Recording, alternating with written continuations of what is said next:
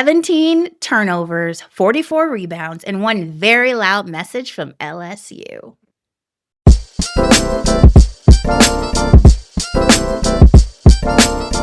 That's how you hand the number 2 team in the country its first loss. Can you believe? I honestly can't believe. I'm Natalie Franklin. I am Gregory Franklin. Welcome back to Club Hoops, a father-daughter women's basketball podcast. Oh, I was so excited to film this episode today because LSU did the unthinkable, the unimaginable, the impossible. They beat Texas 70-65. And congratulations to them, honestly. Yeah. I think I said in our last episode, I didn't think they'd win. And I said that way before they even started this stretch of competitive games they've been playing. But I also said I'd be pleasantly surprised if they did win. And I am pleasantly surprised. Pleasantly. Good. LSU is one of those teams that I enjoy when they do well. I feel like when they play well, it's better for college basketball as a whole because of, Kim Mulkey, the team, and they have a great fan base. So I was quite happy to see not only were they competitive, they were in control this whole game and pulled out a win. So what say you, Dad? So look, this was LSU's shut the hell up game. Yeah. There was a lot of conversation about, you had this cupcake schedule, you're really not that good. Here, look, you beat Georgia, so what? And they came back, arguably played probably, like I said, Texas is a team. And Texas could probably, easily be, although after yesterday, maybe not, number one. I mean, they played a very, very good team. I said early on, in order for LSU to win, it has to be a fast-paced game. They have to be working, getting these transition buckets off steals, and they have to spread the floor and then attack, help defense. So they did all that yesterday. They were outstanding. So this was Kim's. If you saw her at the desk at the presser, she had a very magnanimous posture. Like I told y'all, this is who we are. I'm Never doubt it. never doubted, and now I've shown you. Now, what do you have to say? So yeah, no, great game Right. yesterday. Absolutely great game. Big game for them. Not only did they beat the number 2 team in the country, this is LSU's first win over a top 2 team since 2008. Just a major SEC win and a statement, right? A Yep. statement game for Yep. Kim Mulkey and her program. I think we did have some keys to the game for them to be competitive, which actually turned out making them successful. Like you said, get out and run. But I think the key to them controlling the whole game was their defense. They really just swarm and suffocated Texas. So much so where Madison Booker, she couldn't get the shots that she wanted. And then on the flip side, she got in foul trouble really early. So they were able to take her out of this game in the first half, for God's sakes. And obviously it's 70-65, but suggests a close game. If you watch this game, it really wasn't this close. It was just that Madison Booker went off in the fourth quarter and made a good run, but LSU did such good work the entire game that they just really couldn't come back. We also said that Flau'jae Johnson needed to play better, and she did. And I said she knew that. Like, her having no points in the game is very abnormal and just not something a player of her caliber does often. Now she only had 10 points, but she was very impactful in this game, specifically again on defense. I think once she saw the ball go through the basket, it helped her confidence. She shot a contested 3. And I think from there, like I said, that whole teams in general take cues from their leader. Yeah. I happen to think Flau'jae Johnson is the leader of LSU. And once she started playing with confidence, the whole team followed suit. Another thing with LSU, obviously going back to their defense, they forced 17 turnovers. Yeah. And Texas usually averages 10. Texas hit 10 in the first quarter, maybe early second quarter they had 10. So that you could tell they were really overwhelmed by LSU's defense. And then obviously, which I'm not surprised by, but LSU won the rebounding battle 44-35, specifically on the offensive boards. And we talked about how they did great in Vanderbilt. They out rebounded Vanderbilt by 20, but kind of neglected their other defensive assignments and so on. So it's really felt like this was the game. Everything started to click for LSU. Their chemistry was great. They were disciplined. They has I won't say historically, but in the 2 games they dropped, they really came undone in the fourth quarter. And Kim Mulkey stressed that she wanted her team to be able to play a full 4 quarters, that fourth quarter specifically. And they, even though, Madison went on her run, they kept discipline, kept at the plan, and were able to pull it out. Everything and all you said is true, but everything that Texas needed to do in order to win this game, like slow the pace, protect the ball, feed Madison Booker, and then use Oldacre in the paint, particularly high post, low post, and rebound as a team, they didn't do. They didn't do. Yeah. And that's a huge miss. Now, the coach, the Texas coach, Vic Schaefer, if you listen to his presser, he basically took the blame for the loss. He said, "Hey, I didn't have the Yes. team prepared. Really probably wasn't them. In other words, it wasn't them. It was me. They didn't beat us." I beg to differ. LSU beat you, okay? If you don't have your team prepared, which I find hard to believe, right? This guy is ranked number 2. They were 18-0. I find it hard to believe he would not prep his team for a team like LSU, even though LSU is ranked 12th. Realistically, I think most folks in the country know they're not a 12th ranked team in the SEC. They're one of the better teams in the SEC. You have to be ready to play them. So I think everything you said in regards to the way LSU approached the game and the way Texas did not approach the game, for whatever reason, it was just a huge drop off. I mean, the whole thing that you're not going to play Ronnie Harmon your whole second half is just kind of bizarre to me. In regards to the Madison Booker, foul trouble early on, she did come back strong in the second half. But it was a bit too late. They never got around to feeding Oldacre, but she was still down low, putting in work, getting rebounds and putting them back up, playing defense. They just didn't feature her. So it it Right. it, it truly was a great game. But the notion that Vic is saying, really wasn't them, is kind of like it's us. No, you caught LSU on a night when they were hitting on all cylinders, and when you Right. catch a team like that, it makes you look like you're not prepared. Right. It Right. makes you Right. look That's like true. it does. It makes you look like you're not prepared. No, you caught LSU on a night when they were hitting on all cylinders. And so I Right. get it. You have to, as a coach, you want to take that L yourself and then motivate your team to come back, the next time. But no, you just caught LSU on a night when they were playing. And you mentioned that Coach Schaefer benched Rory Harmon. She was benched for the entire fourth quarter, some of the third, but definitely entire third quarter. She went 1 for 7 in scoring. She only had 2 points and 3 assists and 2 turnovers. And some people are like, "What's going on?" I think we're in January. I think these are the times where the coaches not only are using these games for data purposes, Yep. but they're also using these games to send a message to their own Yep. teammates or Yep. their own players. Yep. You saw Kim Mulkey call out her team for toughness. I think Rory getting benched is a message from Coach Schaefer of, hey, in these type of games, we need you to show up or sit down. And I think she heard it loud and clear. If you saw her body language on the bench, I think she was in a little disbelief she was getting benched, but I think that's the best thing he could have did for her. She is very important to that squad. Again, I said it last time. I think all the teams with a lot of edge have the best point guards. And Rory, your team needs you. They don't necessarily need you to score big points, right? You're the point guard, but they need you to lead them and orchestrate things and get it together. And she just wasn't doing that. And Coach Schaefer, I believe, went with another player that was doing A little bit better. I mean, like you said, no one was killing it out No, there no. because they just were overwhelmed by LSU's defense. But I think Coach Schaefer used that time to send a message. What do you think about Roy Harmon getting benched? Well, something must. I don't think this is all about, she wasn't being productive, because most coaches will say, "I'm gonna let you play through this and see if you can get back." Particularly in the first half, you see me struggling in the first half, and you're not going to give me a chance to come back in the second half.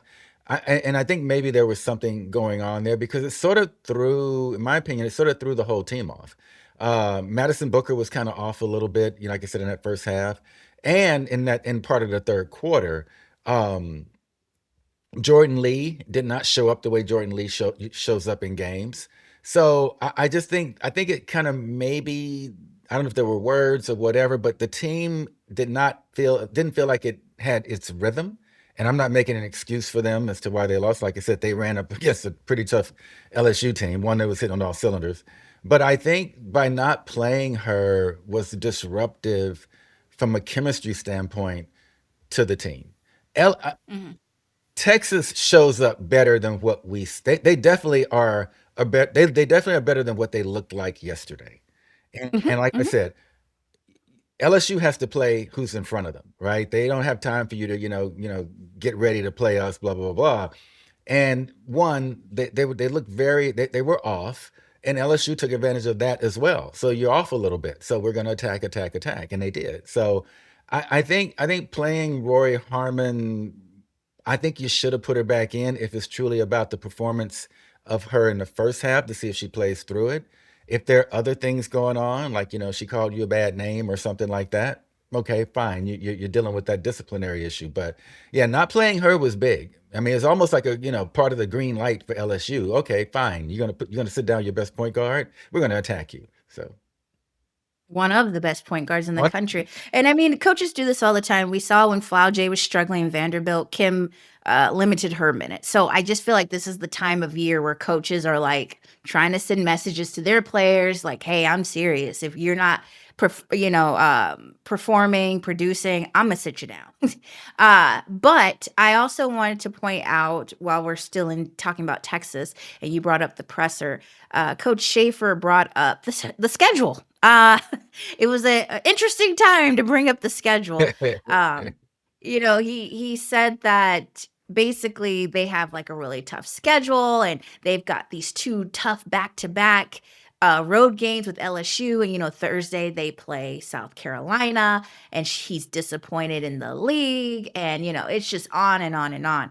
Now, we know coaches and players say things when they lose, right? If he would have won this game, will we be hearing about the schedule? What are we, like, 18 games, 18 plus games in, and we're just now hearing your beef with the schedule? And you're the number two at the time. You were the number two team in the country.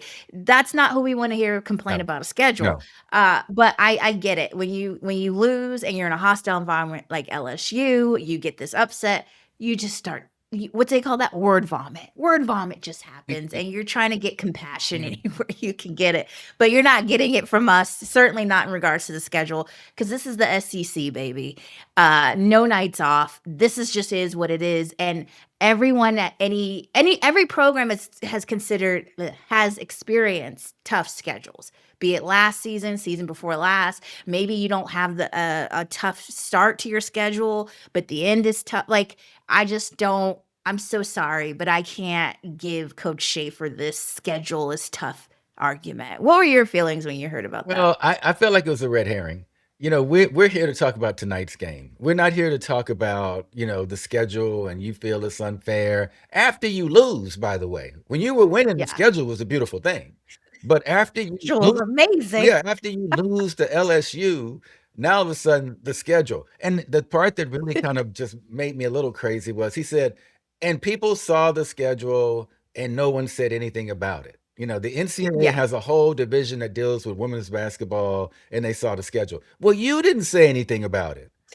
You're the Right. one evidently, they don't have a problem with the schedule. You're the one with the problem with the schedule. You didn't say anything about it. But for the most part, it felt like a red herring to me. It felt like he put that schedule thing out there, one, as a filibuster to take up time, maybe not to be able to not answer any Rory Harmon questions, to maybe be able to talk about the fact that, hey, we really didn't get it done tonight, or acknowledge the fact that LSU, he did say this though, LSU was tougher than they were. And when Kim heard that, she just died laughing because her thing is we're not tough. In fact, we're not. Right, right, right.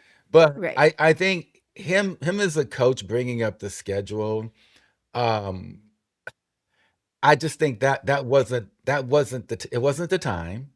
Time and It place. wasn't the time. You just lost to a number 12 team, and things happen. You've already took the blame for not playing, what not being prepared or preparing the team. Now you're going to say, oh, and also by the way, the schedule's a mess. So I just think it wasn't the time, and hopefully he'll look back on that and say, you know what, I probably shouldn't have brought that up.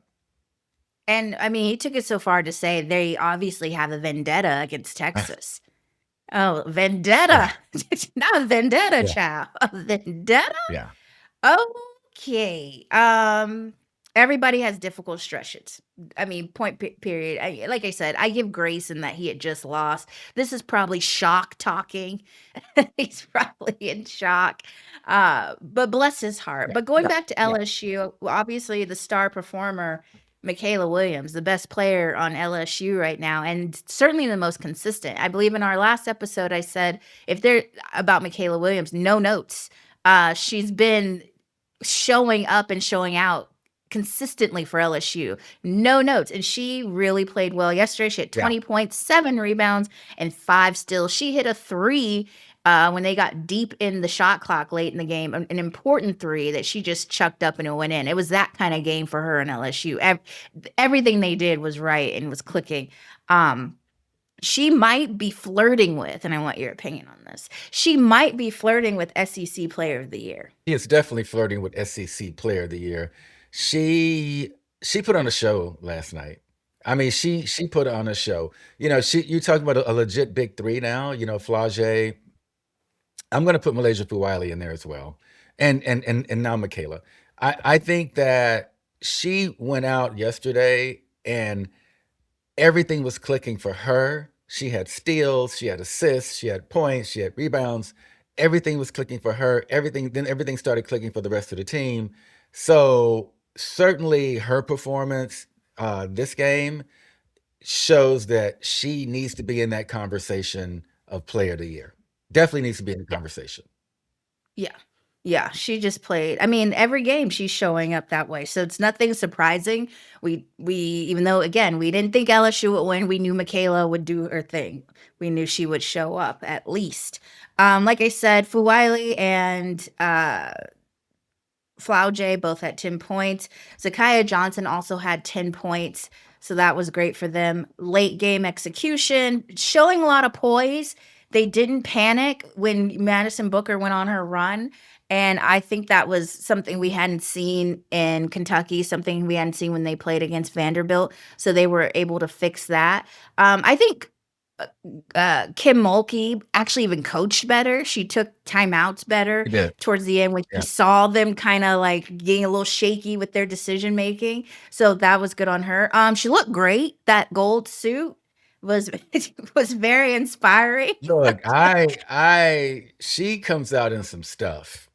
She comes out in some stuff. I tell you, she had the Be gold. having it Yeah, on. she had the gold suit golden. I mean, she was just, oh man, like I said, and she sat at that presser desk in that gold suit had a very magnanimous posture, like Very, like I told y'all. very pimpish, if I'm allowed to say that on YouTube. Very pimpish. I love it. Yeah, Um, she so was on one yesterday. So as it stands today, Dad, can you update us on the rankings? Because there is an update. The rankings have shifted. Obviously number one is still UConn, right? Right. They're still number one. Uh, South Carolina has now jumped into number two.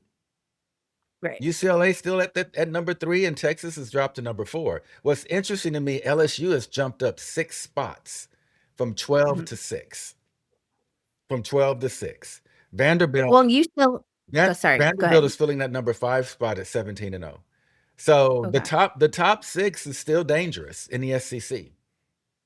Right, and UCLA was at number 4 before, and now they're at number 3, which we talked about when we went over the top 3 that UCLA was creeping, was still lurking behind, Absolutely. and, lose now you see I mean, not like nobody knew this, but now you see lose a game, win a game, it really shift things as far as ranking, but as we also talked about, what does rankings really We mean talked in the about that. grand scheme of We things? talked about What that. do these rankings really mean? Um but yeah, shout out to LSU putting on that defensive masterclass.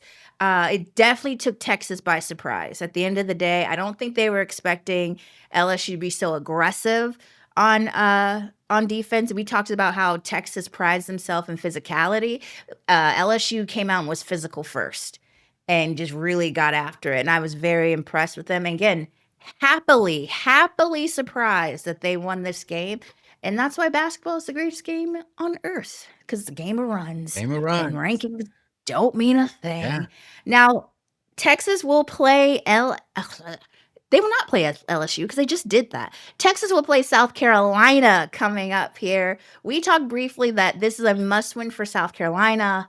Just to kind of, we thought it would be the game to restore order, but I guess order's already been restored.